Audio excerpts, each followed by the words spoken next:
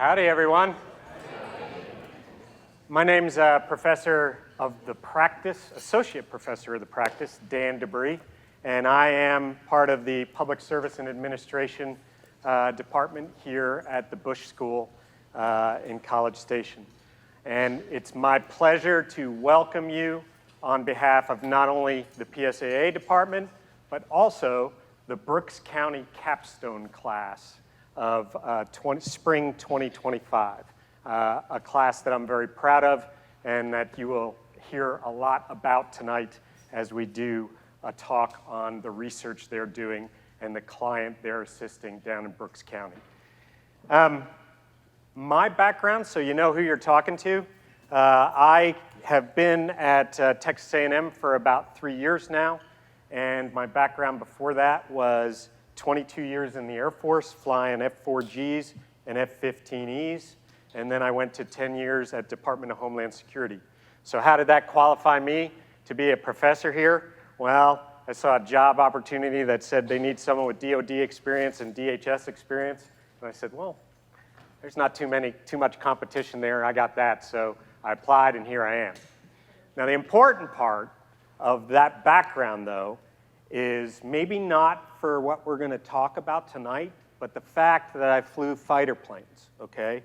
And the reason that's important, for any of you who know people who flew fighter planes, they love to tell you they flew fighter planes, and everything after that for the rest of their life is somehow, some way, related back to fighter planes, okay?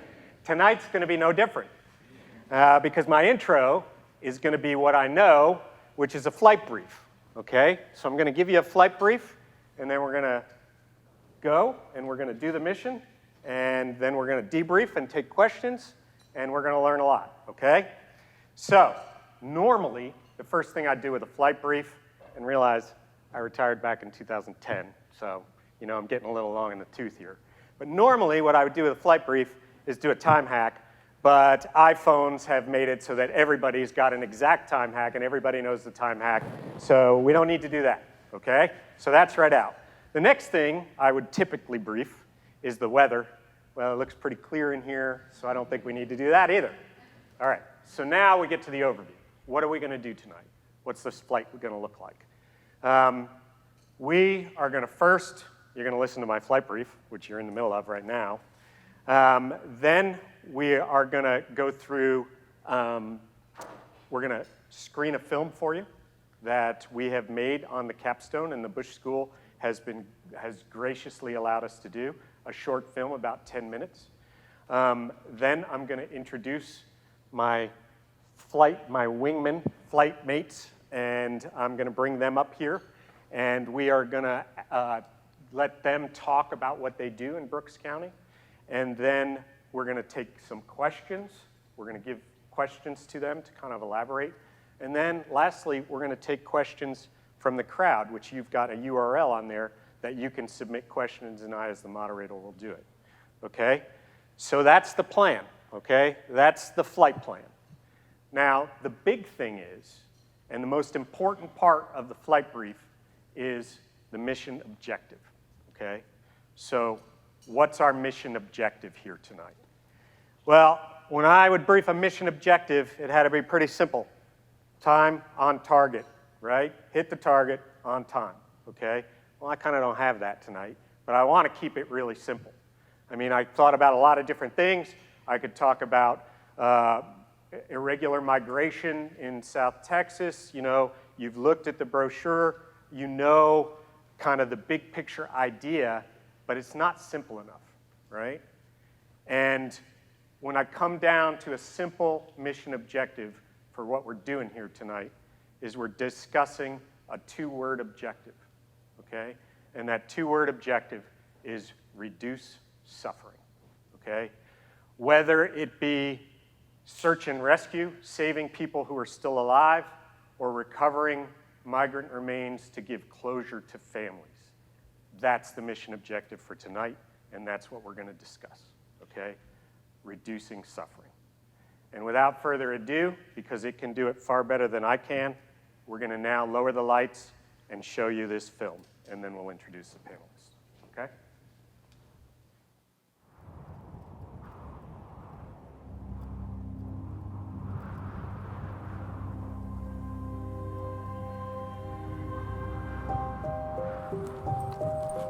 My name is Don White. You can see some of the tread marks where we walk through. My job is to go out onto the ranches, initiate searches, look for the border crossers that have become lost and died, and recover their bodies and bring them back. We've cleaned up a lot of the clothing and backpacks and things of that nature that are in here, but there's much more over there. There's ongoing migration happening between Mexico and the United States. Brooks County is located around 70 miles north of the U.S. Mexico border, and they are home to one of the primary immigration border security checkpoints. Cartels, when they bring people across the river, they go into the stash house. When they have a sufficient load, they bring them to the south side of Brooks and dump them out into the brush.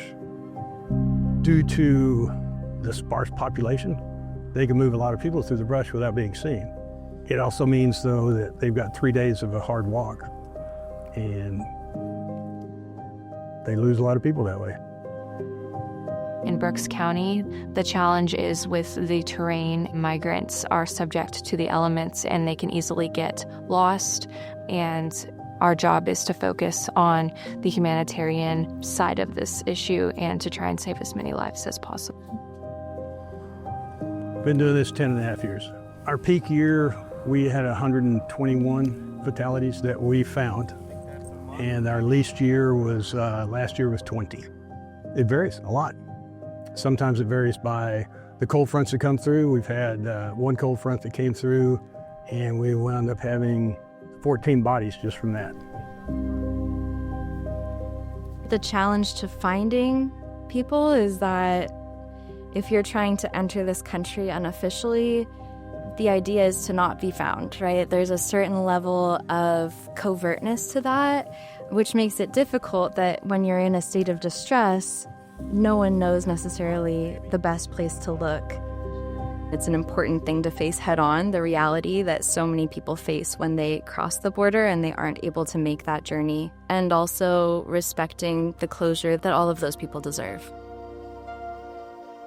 It's helping families out, and ultimately so their pain can subside a little bit. There's never going to be a closure when you lose a loved one like that, but there's a little bit. At least they don't have to wonder where they're at. I've been working in Brooks County over the past 4 years on my dissertation. I went to Brooks initially because they were having issues with missing migrants. A lot of recoveries were going on there. A lot of people were passing away. I study migration, I study borders, and so I was drawn to that area both to figure out what was going on and to ask questions about what was working there in terms of finding people in distress and what wasn't working there. As far as I know, no other county has a person dedicated just for search and recovery. Since 2009, we've documented 998 bodies that we've actually recovered. Some estimates are we only find 1 in 5. Every once in a while, I find a live one. So that makes the whole year a good year. I did 2 types of searches. One is just a general clearing search, an area I haven't been to for a while, so go through and just brute search it on the ground. One of my search apps said I did 170 miles on foot just last year. I'm on pace to do 300 this year. The speed with which you can search is based on the environment. If you've got tall grass, you have to go walk really slow, and your grid is very tight, so it takes a long time. We'll also use a drone. I've got a drone that we use, but it's also thermal, so I can search at night. Going out at 3 o'clock in the morning, the environment has lost most of its heat load from the previous day. So I've got 15 or 20 or 25 degree differential. A decomposing body will be usually 100, 101, something like that. That really stands out on thermal. Sometimes we get some intelligence from either the South Texas Human Rights Center or from Border Patrol, or sometimes the family will send me information and I'll go out and do a specific person search. There's one I'm looking for now, and this search area is 16 miles long and a couple miles wide. It takes a long time to cover that. The normal process is, if the body is fresh, we can fingerprint it and send the fingerprints through all the databases, either through Border Patrol or the FBI. If the fingerprints are positive for an identity, then the body is turned over to the consulate or the family, and they make arrangements to return the body back to their home country. If it's skeletal or decomposition has taken any available fingerprints away, then you have to take a sample of tissue or bones. It goes to the North Texas Health Science Center. At that point, working with the consulates, because each consulate should have a missing person database of their own country. Don's approach is unique because, as far as I know, in all of Texas, he is the only organization who conducts follow-up searches. So he'll search 3, 4, 5 plus times for somebody who hasn't been recovered yet. And because the desert environment is so unpredictable, you might not be able to find the person right away. If the person is skeletal, bones might become, visible after a rainstorm. There are all these different contextual issues that make it easier and more difficult. And he's the only one who goes out to better recover somebody and to change the likelihood of being able to recover somebody. Ultimately, this capstone is about the border humanitarian crisis and what's happening down with the U.S. Mexico border. The border is a difficult place to traverse for anyone, especially for a clandestine migrant. And when you pass away there, people are kind of caught in this limbo of neither in the country of origin and they're not really part of this country yet either officially. The issue of who's going to take responsibility has been something that I've looked at. And I would say people are really starting to step up now and say the lives of these people are important. We're going to do what we can to take care of them and to get them back to their families, wherever those families are. As public servants, we have an obligation, I think, to take that seriously and to consider, again, that we're not just dealing with, policies and top-level decisions. We're dealing with people and actual communities. I hope that what we're doing here will make it better for the Brooks County Sheriff's Office and for Don specifically. I'm really hopeful that we'll be able to give him recommendations that he can actually employ. So things like technology improvements that will hopefully streamline what he's doing, or if there's anyone else in the Sheriff's Office who ends up taking on search and rescue operations in the future, that they'll be able to use that sort of technology. There are a number of things that we're looking into with the Sheriff's Office to help improve their ability to save lives and recover remains. Those are going to include things like working better with other law enforcement agencies and with nonprofit organizations. We're looking into funding assistance, things like grants and other opportunities to provide funds so that they can purchase additional equipment. Most people have no understanding of what this is about. They hear numbers on the news, but it's just numbers on the news. They have no concept of what it really is, what it's really about. And I've had people outside of the state talk rather badly about our efforts, what we're doing. We're finding people and sending them home. What's bad about that? It is a humanitarian issue. It's not a political issue at all. I've had people that send me notes saying they'd love to help out in a physical matter, but they just can't. They're physically incapable of handling this, but they'll send a small check. Great, far out. That's fantastic. I do have a website with a donate button. Doesn't get much traffic, but the charity is set up. It's a 501c3. If you want to take it a step further and you actually want to be boots on the ground, we'll bring you out and put you in the brush. Not a problem. It's just little stuff that helps. Anybody can help. They just find your own way. For a few people, it's made the world of a difference still. And, when I get to see that, when I think about it, when I can reflect on it, that's a cool thing. That's good.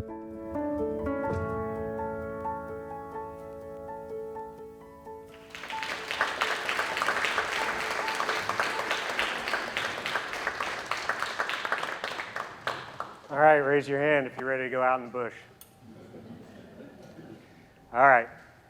What I'd like to do now is bring up all three of our panelists. If you guys could come up and take your seats, and then I'll introduce them individually, and then we'll let them speak a little bit about their work because they can do it much more than I can, or much better than I can.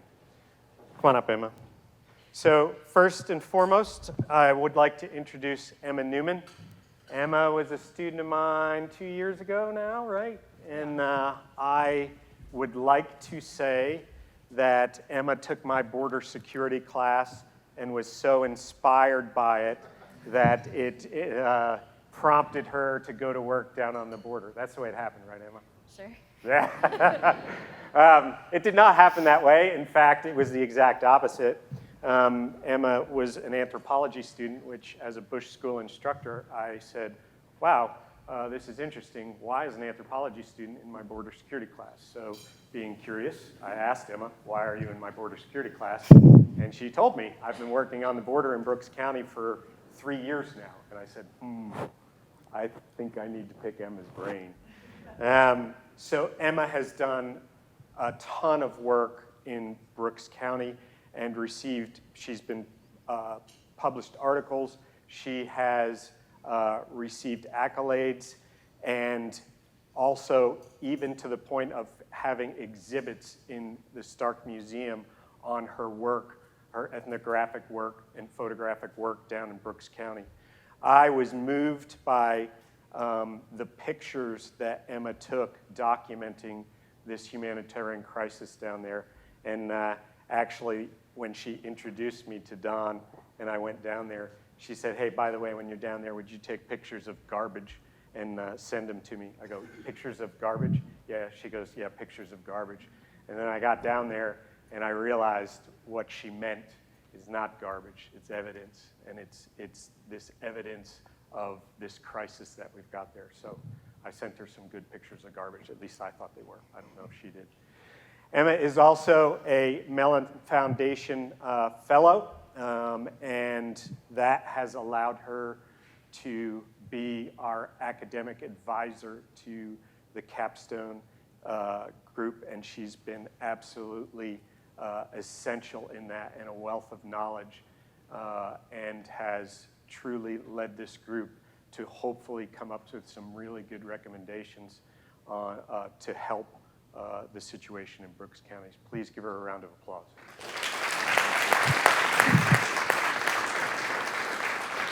Okay, Victoria, come on up. All right, I'd now like to introduce Victoria Soto. Victoria plays a critical part.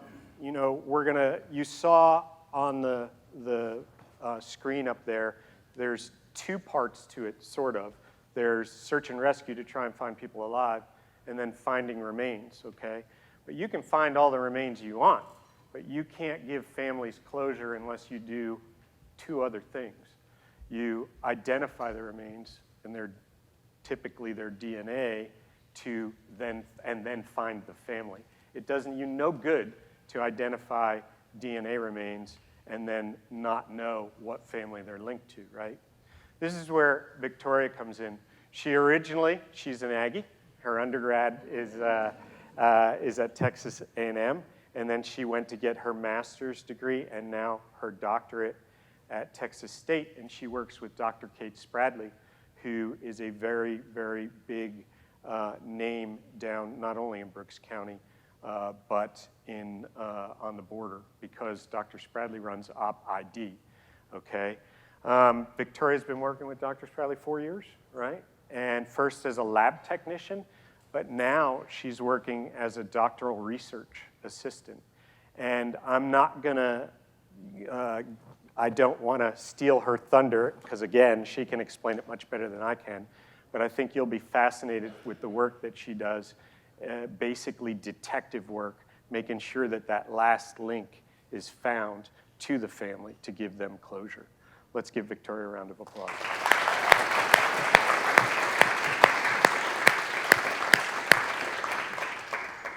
Okay, Don, come on up. All right, now I would like to introduce Don White. Don is, there's certain people that you meet in your life and you can't go back from it. So don't worry, Don, this is good, okay? It's good. You can't go back from it. And I call them giants, okay? And yeah, he is 6'2", so literal giant, but figurative giant too.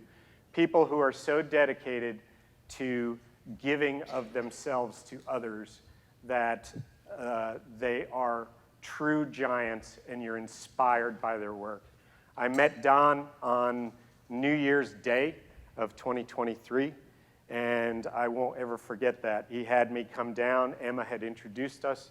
He had me come down to Brooks County, and he said, hey, you got to come down here on New Year's Day because I got volunteers coming in, and the only time they can come in is when they're off, so New Year's Day. I said, okay, I'll spend New Year's Day. What are we going to do? He says, we got cadaver dogs coming in, and we're going to go out in the field, and we're going to train the dogs to look for cadavers. I go, well, never spent New Year's Day doing that before. So that's what we were doing. And again, never looked back. I went down there, watched Don do his work, and actually we found 4 vertebrae that day.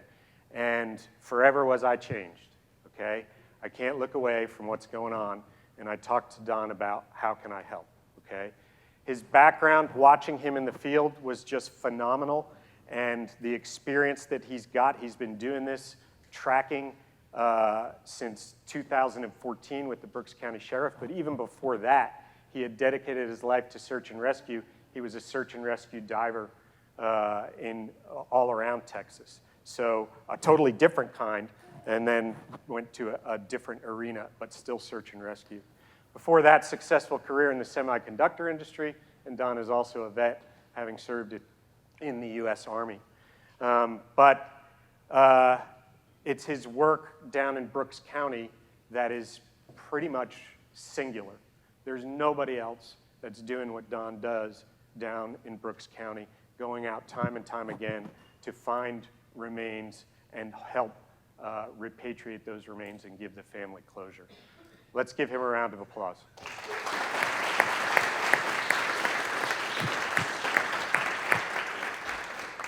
Okay, Emma, so I'm going to put you on the spot first, okay? Why don't you give us the 5-minute elevator speech of what your work involves, okay? Okay. Yeah, thank you, Dan, for the intro. I'm in great company up here, so honored to be here.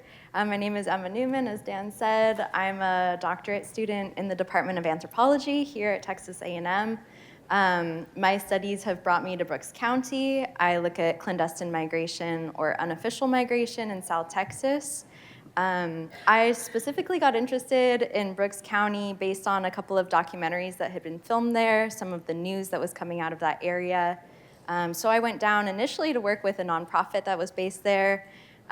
Pretty quickly realized that Dawn was the one who was most involved in the process of recovering remains. And I was really interested in that process because it brings together law enforcement, it brings together local elected officials, it brings together consulates, it brings together forensics folks. And so I was like, what's going on at this conjuncture of all of these different experts? And in such a tragic environment, right? So how are people dealing with that? So I got involved with Dawn about 4 years ago, started volunteering on some searches, made my way into a couple of recoveries, and I find myself going down there every few months now, even though I tell myself that I won't. But it's a good thing. It's a good place to be. And that's what my work focuses on. It gives me a great feeling of purpose. And again, I'm just happy to be here with all of y'all. All right, thanks, Emma. All right, Victoria, what do you think? Let's talk about your part. So my part, I come after Dawn, basically. So once Dawn finds the remains, if they're skeletal, what if there's nothing there? What if they don't have an ID card? What if there's, again, no clothes, anything? That's where we come in. So I'm a part of Operation Identification. Operation Identification is a humanitarian project located at Texas State University that aims to help identify and facilitate the identification of unidentified individuals found on or along the South Texas border. We say along because Brooks County is not directly on the border, but as you saw on the video, it is directly involved in migration efforts. So Don will come up in his Jeep with socks as dogs, and he will drop off individuals to us. And so once Don drops everybody off, what we do is a series of intakes where we take a biological profile, so sex, age, stature, population affinity, anything that would help identify an individual. So let's say like maybe they're missing a few teeth, I'll write that down. Let's say they have osteoarthritis, I'll write that down.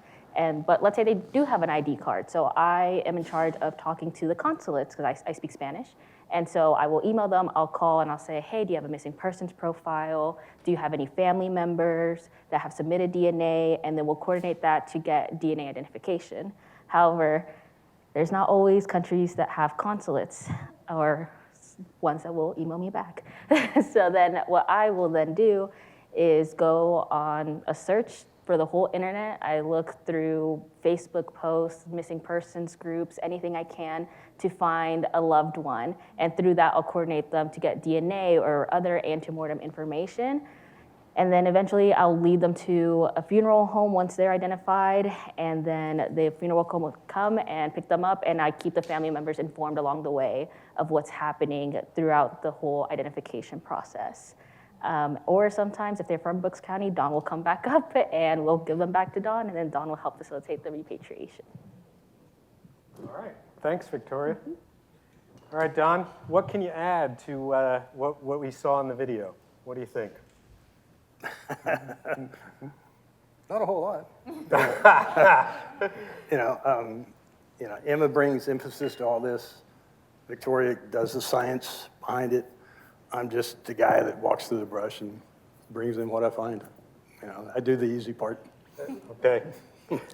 All right. Well, let's get to some questions then. And the one, I'll just start with a little bit of a softball, I think. Not that any of them are going to be hardballs, but because we're at the Bush School, we talk a lot about policy, right? So I'll pitch this. Don, let's start with you. What type of policy changes would you love to see? And it doesn't matter what level. I mean, if it's at local level, state, or federal, that would help improve the effectiveness of your work. I mean, what policy changes, or let's put it this way, what policy changes did you go, oh, that hurt, either way? I'd like to see work permits easier to obtain. Mm-hmm. And you can stage work permits, stay within 100 miles of the border, 200 miles, 2 states away, that sort of thing. Mm-hmm. You come up and you register for a work permit, they run your background, you're clean, where are you going to work, if you already have a job waiting for you, that sort of thing. And you get your permit, you have to check back in every 90 days, 6 months, whatever. But people aren't walking across the brush if you could do that. That's the biggest thing. So that's what I'd like to see. Yeah, okay. Emma, what do you think? Yeah, I mean, I think I agree with you, Don. Just more pathways to being present in this country without the threat of deportation or some of the other issues that we see that lead to people taking these dangerous journeys, right? If you're trying to enter this country outside of official checkpoints, you're going to be funneled into these areas where there's less enforcement. A good example is prevention through deterrence, 1994 Border Patrol strategy, where if there's increased enforcement in one area, let's say an area that's easier to walk through, or, for example, Highway 281, which goes through Brooks County where there's the checkpoint, you're going to want to avoid that if you're trying to avoid apprehension and deportation, right? And so you're going to enter these areas that are more difficult to traverse. You're going to go into the brush. You're going to be in the desert ranch land on either side of that checkpoint or at the border in other environments. And that's costing people their lives, right? And so I think that taking a hard and critical look at those policies and what's actually working is, it's a worthwhile endeavor. I think something along those lines would be, I'd like to see that. Okay, great. So Victoria, obviously a little bit different, right? Mm-hmm. Because you're in the IDing and linking up the families. What policies are either hindering your efforts, or what policies would you like to see that would help them? Either way. More facilitation for transnational communication, specifically DNA sharing, because there's labs in other countries, but we can't share the DNA. Mm-hmm. And so if that was easier, it would reduce the amount of time that families are waiting for a response. Okay. I think that's one of the main ones, and also just what Emma said. Yeah. So is it DNA sharing on the U.S. side, or is it DNA sharing on the other country side? The policies, or both? Kind of both. Right. So in order for DNA to be submitted into CODIS, it has to be taken in presence of a law enforcement officer. And so if you're just like in Brazil, there's no law enforcement officer there, so that can't be put into CODIS. I see. Yeah. So, yeah, you're right. That's on our side, right? Okay. All right. Don should have done this one first, but I'll, correct my mistakes. I'm a machine learner here.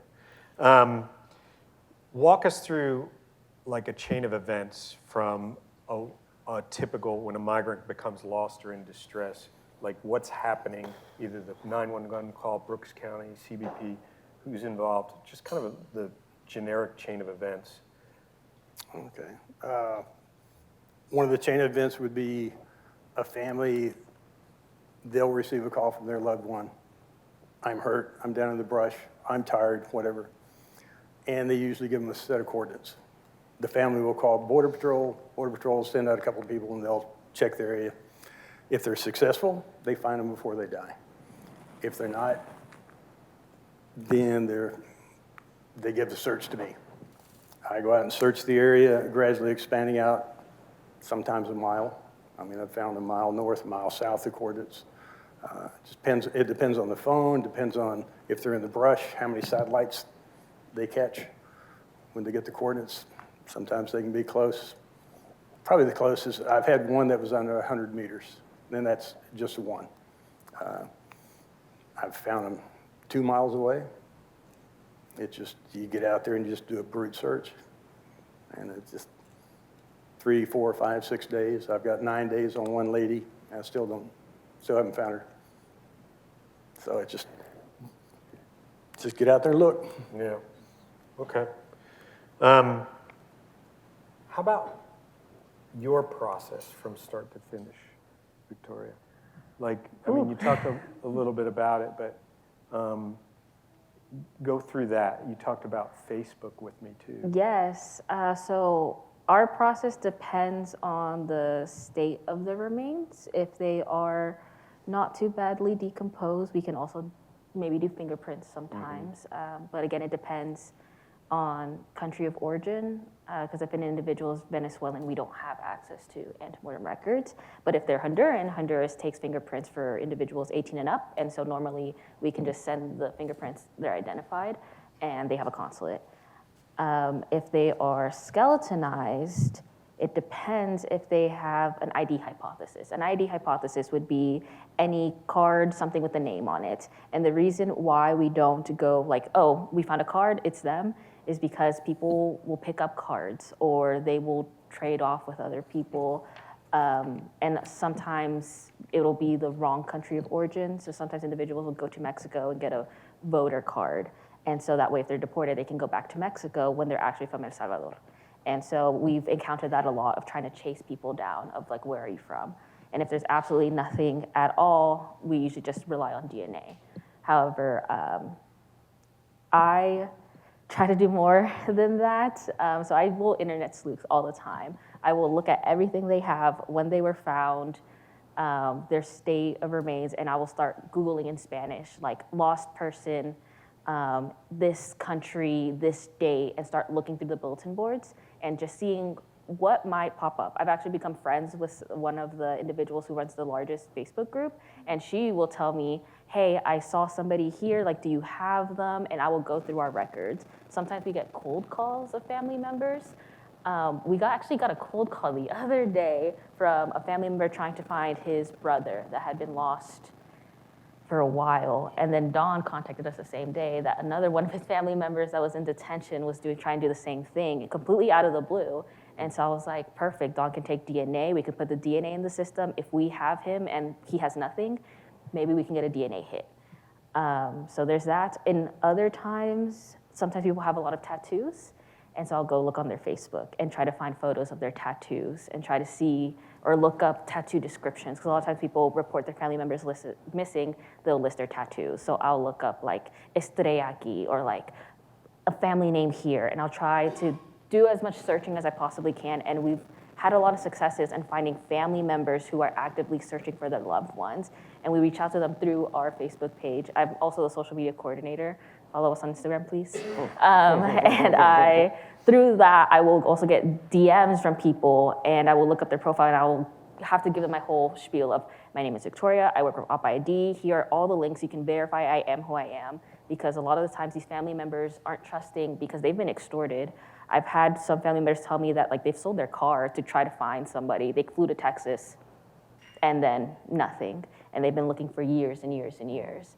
And so through that, I try to form these relationships with these family members of just trust, of saying, I'm not charging you anything. I'm just trying to get information that can help us with identification if this is your loved one. I always make sure to emphasize if this is your loved one, because I don't want to say it is them, even if it is clear. And then we get DNA back, or we'll get something back that verifies that it is them, and then we have to send it to the Justice of the Peace, who signs off on the identification. And then once they're signed off, I can legally say, yes, it is them. And so I'll tell the family members that, and then we'll coordinate to go have them picked up. Sometimes family members will travel to our office to see the remains for one last time. We've had an individual, I believe he was from Brooks County. He had been missing since 2018, and he was just identified this year. I found his brother. He was in California, and we had to talk to consulates in Texas and California to coordinate the DNA, because the California consulate had never taken DNA. So we got them to talk them through. It took 6 months for DNA to process and to say that it is him. And then the brother was able to give a FaceTime goodbye with the funeral director, who was showing him the remains, because families sometimes choose to want to see the remains. We personally try to hand that off to the funeral home because we don't want to show them what we see necessarily. And then, and then after that, some family members still keep in contact with me. Every so often, they'll just send me a little thank you so much for everything you and your team are doing, and they'll send their support over and over again. A lot of times family members will tell me, I wish I could pay you. And I'm like, I would not accept it even if you tried to. And a lot of times these individuals are found with religious aspects to them, like a rosary or some prayer cards. And whenever those are found with them, I always tell the family members, well, if you say a little prayer for me, that is more than enough. And so a lot of family members, they'll send me prayers. I have some every Sunday. I'll check my WhatsApp and somebody sends me a sermon. And I always heart it and I say, thank you so much. You're still thinking of me. Because sometimes family members say that I was their last connection to their son. It's always mothers. It's always mothers that are always trying to talk to me. And they said, you found my son. I was like, oh, I didn't find him. Don did. I was like, but we helped him get his name back. Yeah. So. One dramatic example of your work was the recent fingerprinting. The individual had been in cold storage for 6 years, and they were able to get him identified just from the fingerprints. So I've been trained by the FBI on how to take fingerprints, and so our team will do that, and Don's always there. I introduced Don to my mom earlier because my mom's always like, be careful. And I was like, we have Don. We're safe. It's He'll okay. take care of it. Yeah, Don will take care of it. He's a giant. He would, yeah. So there's definitely an emotional connection. Oh, yes, 1,000%. Even with the consulates, I love them so much. Sometimes they prefer to speak in Spanish. So if nobody's there speaking Spanish, they're like, well, okay, talk to y'all later. And so when I'm there, they're like, hello, how are you? They're just like, how's your family? I've never met them a day in my life. And they're like, how's your family? I'm like, they're great. And they're like, okay. And sometimes they try to, on Mother's Day, they're like, happy Mother's Day. And I was like, I'm 25. But thank you. I was like, thank you. And it's really good. You really get a good connection with them. And now I'm starting to train the next generation, so the master's students, on how to do this work. And I'm introducing everybody. I'm like, oh, this person's great. They will talk your ear off for 30 minutes, but they're great. And yeah, I carry every single individual that I help identify. It was my reason for getting into this. My goal as an undergrad here at A&M, I had it on a bulletin board. I was like, help at least one person get home. If I just get one person at home, that is a whole world. They are a person, and and so now I've lost track of how many people, but I still carry every single one of them. Yeah. So, Emma, you're at a disadvantage, right? Because we've worked closely together. So I know the answer to this already, but I'm going to ask you, right? So one of the things you said early on that struck me before I ever went down to Don was how the being out in the field had this draw and that you just had that draw to keep going back. It's a little bit different than this emotional connection, right? But can you talk to that? What is it about going out into the field again and again that has that draw for you? Tough. I said I already knew the answer, but I guess I don't. No, it's one of those things that's really difficult to put into words, I think. How would I describe it?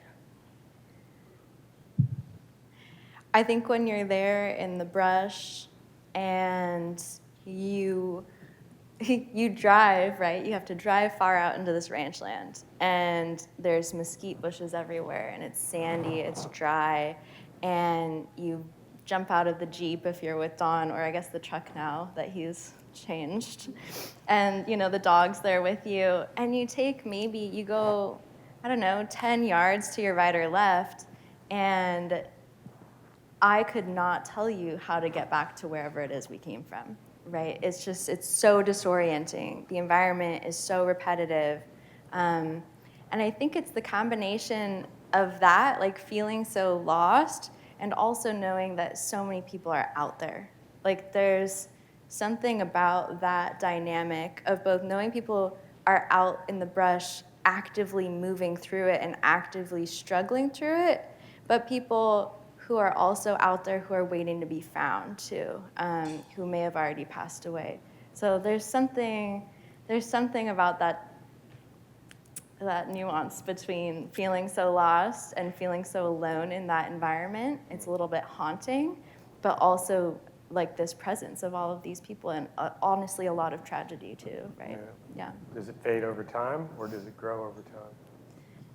I think like Victoria said, it doesn't really fade over time. I mean, not if you're doing it right. I think as long as you're always remembering that that's someone with a life and a family, and that keeps you grounded and tied to the work, I think. Don, do you feel the same thing as Emma? I mean, you've been doing this a long time.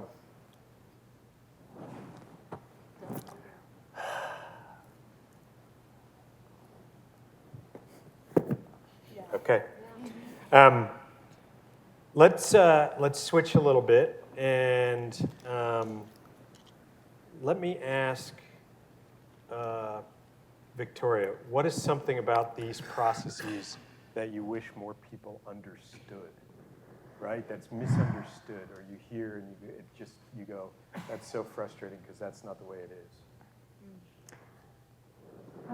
I don't know if I would describe frustrating as the feeling. It's more, I want to say more sadness to it, because this is not something I wish anybody would be fully know about, because if you are fully aware of everything we're doing, that either means you have a lost loved one or you're trying to find them.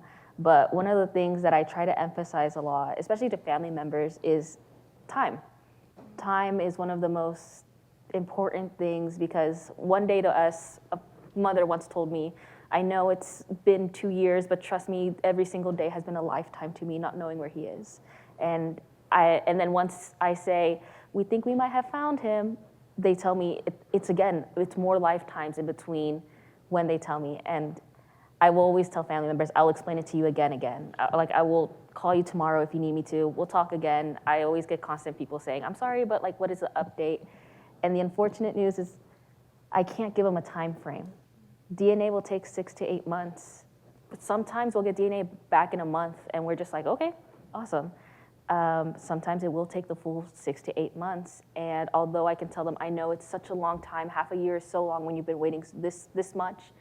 I was like, but before it used to be 2 years, and we've made so much progress and more improvement. And I want to say, like, we're making steps forward, or I want them to understand that it is some things that are out of our control. Like, I wish I could just go and sign all the paperwork and say, here you go, but we're depending on so many other people. And so a lot of times I have to tell them, I'm just waiting for the judge to sign. I promise you, like, I'm calling, I know the assistant's name now. I was like, I call Rosie every day, and I'm like, hello. I was like, again. And I think it's something that everybody should understand.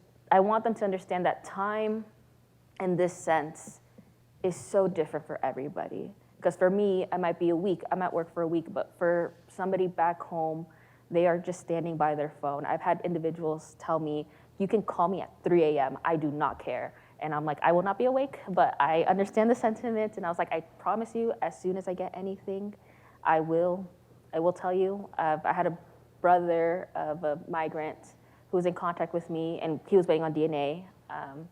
It took the full 6 months, and he called me once a month just to check in. And every single time they always go, I'm so sorry. And I go, never apologize. I know it's gonna take a long time. And I think that's the one thing I wish I could tell the family members and everybody involved in the process, is that I know everybody's trying to do as much as they can, but time and waiting another day whenever you're so close to finding your loved one is, I've been told, can be even more heartbreaking than the 2 years beforehand. Because at least in those 2 years, they had hope. They hoped he's out there and he is working. He just got amnesia. He forgot about us, but he will remember one day and he'll call us. I always get told that he will call us, and then I have to unfortunately call them. And then sometimes I call them whenever we already identified them, and I have to be the one who tell a mother. I say, hi, like, we believe we have somebody here, and she straight up asked me, is my son dead? And I did not know how, nobody's ever asked me that so straightforward. And she told me, she said, it's been 3 years. And she was like, I'm not gonna sugarcoat it. I just need you to tell me, please. And I said, we work with human remains, so yes, your son is deceased. And I expected her crying, but instead I felt the weight come off her shoulder. And she said, okay, I know where he is. I know where he is. And I know now he's not somewhere suffering. He's not somewhere doing this. And then I told her, yes, and don't worry. And when I speak in Spanish, the reason why I think it's so important to be a native speaker in this when I'm talking to families is the terminology. So we would normally tell everybody we have custody of them, because we do have custody of the remains, but I don't tell them, well, we have custody of your son. I say, lo estamos cuidando. We're taking care of him. So they know that he's fine, he's here, he's not going anywhere, and we will keep going. So just time. Yeah, thanks. Don, let's talk nuts and bolts a little bit. There's a lot of organizations out there, CBP, DPS, Texas Military Department, that you, or even nonprofits that you end up collaborating and working with.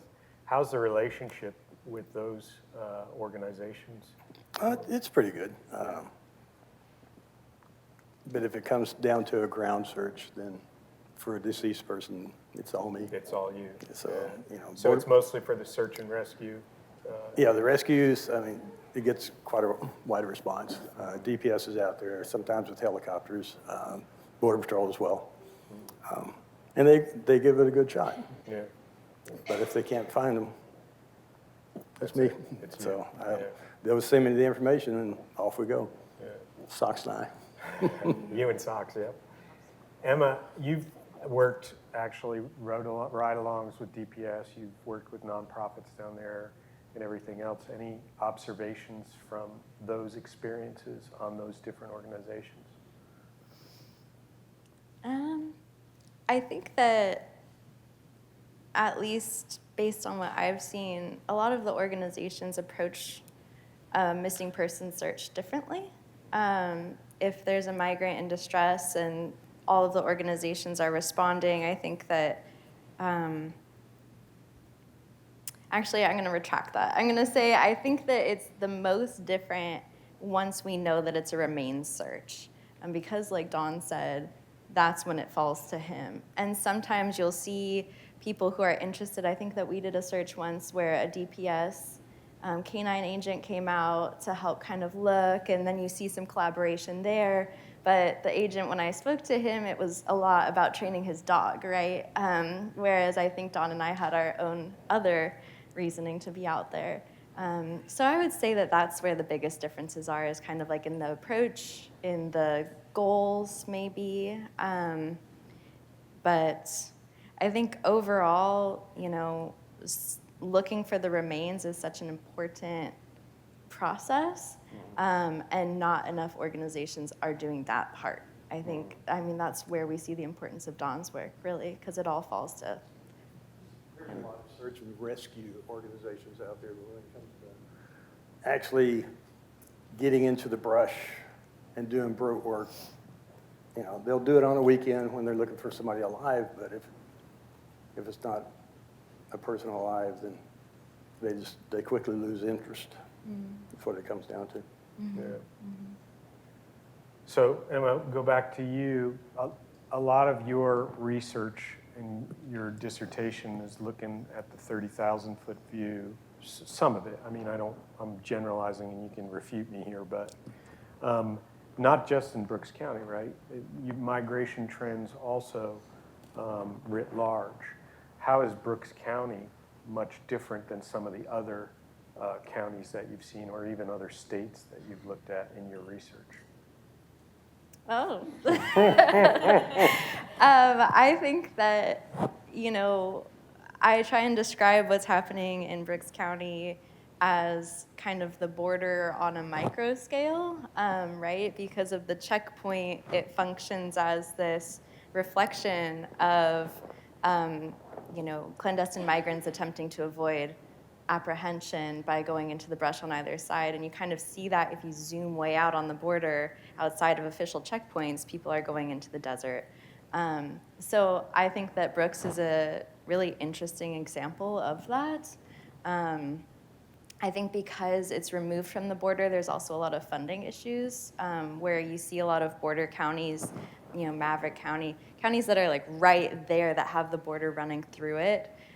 They receive this extra funding, right, to look for migrants, to engage in enforcement activities, whereas Brooks doesn't have access to that funding, to put it bluntly, but they're dealing with a lot of the same issues. So I think that also drew me to Brooks.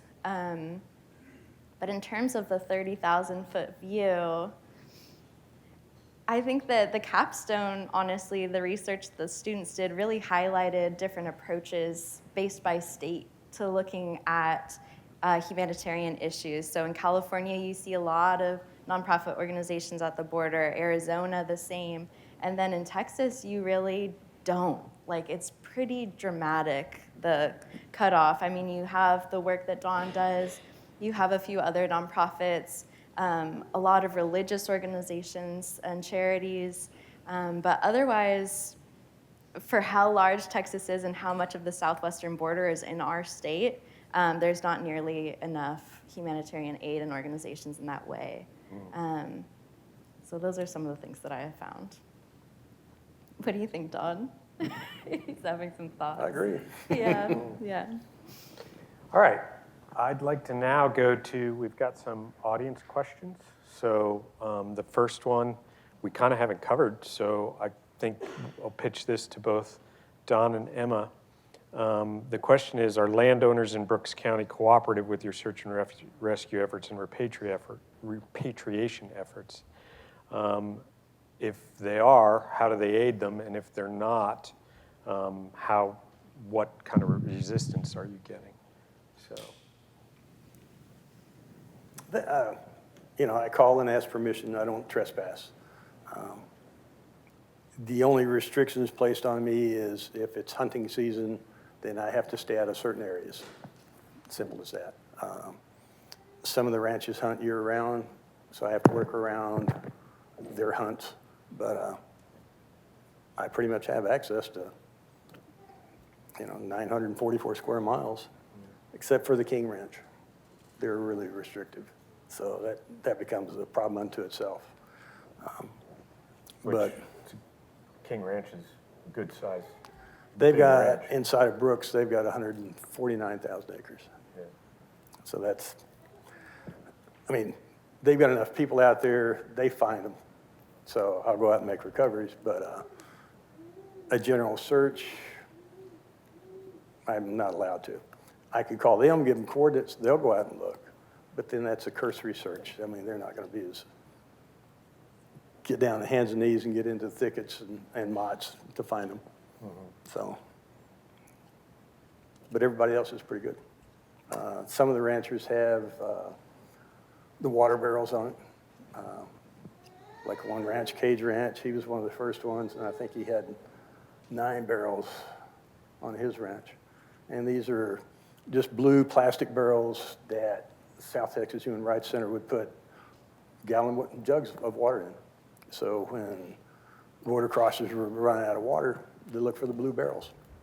Now, it took several years for the coyotes to start letting people drink the water. They'd tell them it's poisoned, all kinds of stuff. But eventually they started letting them drink the water. So it saved lives. How many? I don't know. You know, I go out and do a search. I run across one of the barrels. I can see how many gallons have been used or not used. So, and that would give me an idea, okay, this area is probably clear. I don't have to worry about it, or I need to concentrate in that area. So. How many ranchers actually put out barrels? Obviously, we have nonprofits who put out barrels, and the ranchers let them put out water barrels. But how many ranchers themselves? I hadn't really talked to you about that. None of the ranchers put out their own barrels. None. Okay, it's just they let the nonprofit put the barrels. They put the, nonprofits put the barrel. They will provide water. So many of the cattle cisterns working on the windmills used to have the pipes running straight into the water. The border crossers would get water out of the cattle cisterns, so you get Giardia and things like that. So they started breaking the pipes. And then the water just runs out on the ground, makes mud for the cattle, and they don't get water. So now a lot of the ranchers, they just have free flowing, so they can stick their jugs of water underneath it. So, you know, that's the way they have adapted over the years. But pretty much all of them do that. The King Ranch does have one well, and it just shoots water up about this far out of the ground, and they can come up and get all the fresh water they want. So that's one of their adaptations. Okay. I mean, you kind of have a unique position of being allowed to go to rancher association meetings down there. And Border has a quarterly right. ranch liaison meeting, Yeah. and I go to that. We talk. Ranchers talk about access. Sometimes there's one rancher who came up. I've got about 6,000 acres. We don't ranch. We don't go in there at all. When would you like to search it? Well, let's go tomorrow. So. Yeah, I think if there's anything that I would add, it's that the issue of private land ownership is a complicated one because, I mean, for many reasons, but one of the reasons that's most important here is that a lot of landowners will have property damage just based on any movement through the area, right? So if you're trying to get from point A to point B and there's a barbed wire fence in between you, there's gonna be fence cutting, there's gonna be pushing down on the fence, cattle will get through. And that's been one of the main complaints that I've seen ranchers have is just like the cost, because then they have to go out and fix those things. Sometimes fences will be crashed through by vehicles that have clandestine migrants in them. And all of that comes out of ranchers' pockets, right? So it's kind of this, you know, echoing issue of who's gonna take responsibility. Is it the rancher's responsibility? Should the government be providing some sort of support for that and those costs? Like, where should that come from? I think that it gets into that gray area, and ranchers, in my experience, have been pretty unhappy about that. Okay. Victoria, we have another question that's directly for you, asking how your OpID, how your team's efforts are funded. Grants. So there's a lot of times we have some postdoctoral scholars who will be there. They just write grants all day. We do have some state funding as well. And yeah, that's mainly how we are funding. We have a missing and unidentified human remains grant as well. Honestly, Dr. Spradley, she's always on top of it, just looking for so many ways on how we can get funded. We get donations from some individuals who are very thankful for the work that we do. Mm-hmm. We try to fundraise as much as we can. But yeah, when OpID started, it was fully just volunteers. And we still have so many volunteers that dedicate their time. I believe I was like the second or third person that was hired, that was being paid. Because before that, I was like, I will volunteer. It's perfectly fine. But whenever you're doing this kind of work, it can get really difficult, I will digress. But yeah, it can get very difficult with funding, as we all know. But yeah. Okay. I guess this one kind of goes to both Don and Victoria, and it's basically asking, what is the split between when you get contacted? Are most of the families overseas or, outside of the U.S., or are they relatives inside of the U.S.? What do you think the split is? Wow. It's been about half and half for me. Yeah. Somebody will contact me that's living in the States, and then they'll refer me to family members back in their home countries. There's one lady in New York. I found her nephew and her church group. Everybody in the church group now has my contact information. Yeah. So, that's probably the biggest way. I get it through WhatsApp, through Facebook, through the website, just phone calls to the county. Yeah, I can't keep up with it oftentimes. Yeah, I would agree. Half and half. We usually have a United States representative that they will have. And one of these calls that I've had, they were like, "Hi," and they were speaking to me in English. They try to find somebody who speaks English, so I was calling, and she was just like, "Hi, the woman who takes care of my mother."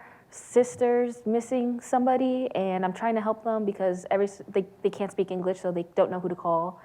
And then from then on, I will be transferred from the family members in the outside country. For DNA purposes, we ask if there's any family members here in the United States because it makes it a lot faster. But usually it is a split, and a lot of times these families are also split.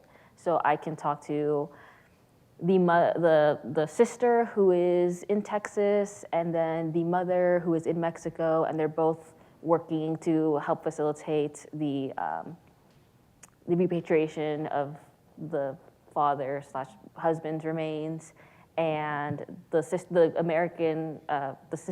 in the American side will take over everything here, so she will work with me directly, and then the mother will do everything for the Mexican side of funeral arrangements.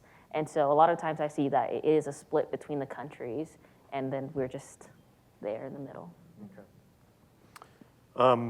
Don, this one's for you. A question about how often do you encounter non-injured migrants that are, transiting, obviously not injured, not in distress, but trying to get through? How often does that happen? Not really very often. I'm not trying to hide myself. I'm not trying to be quiet. I'm out there searching for deceased people. I can be seen from quite a distance, so usually people stay out of my way. I'll never see them. Every once in a while, I'll see a group in the distance, but I don't worry about it. I'm looking for the deceased. If they want help, then again, I'm easy to see. I'm easy to find. And yeah, when you get help a live one, that's great. Yeah. Relatively rare, as you said. Pretty much, a dozen or so that have been medically stressed. I've been able to intervene. That's good. So Emma, I'll pitch this one to you. What do you think, what ideas do you have for making, at least for Brooks County, making this a more sustainable long-term effort? Funding has been brought up. Right. I think that the more people communicate about these issues, the more that organizations collaborate and communicate amongst each other, the better. I think that I've seen an increase in collaboration and communication in organizations just over the past 4 years that I've been doing the work. And we've seen certain outcomes because of that, right? Some people are taking on more of some loads, and others are focusing more on more specifics.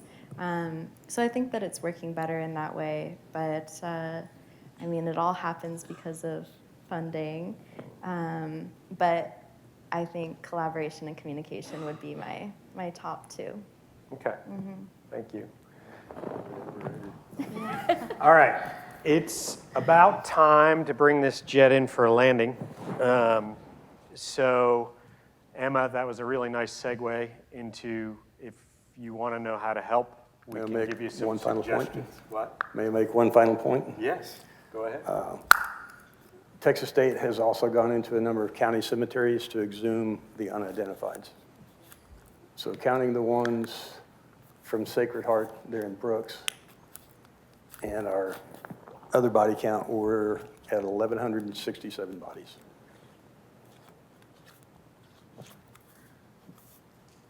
Thank you.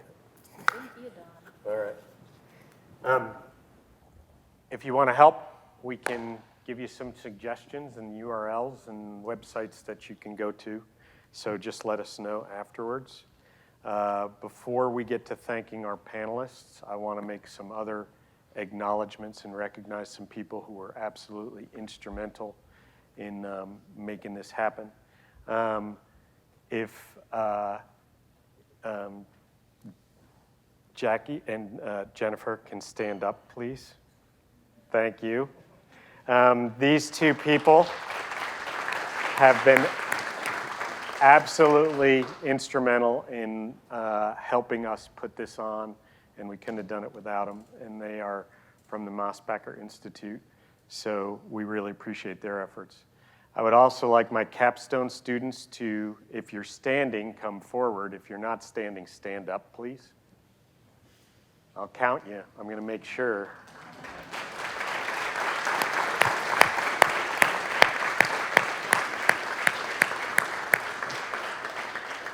Okay, you guys can sit now. I've embarrassed you enough.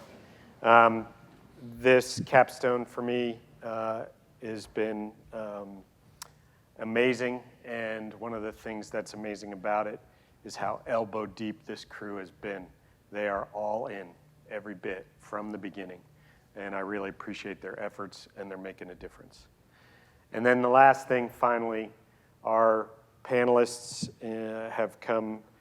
They've have spent many years learning and becoming proficient at reducing suffering, and I really appreciate them, in some cases coming from a long way, to share that knowledge with us and let us know what's going on out there and allow us to maybe help with it. So let's give them a big round of applause.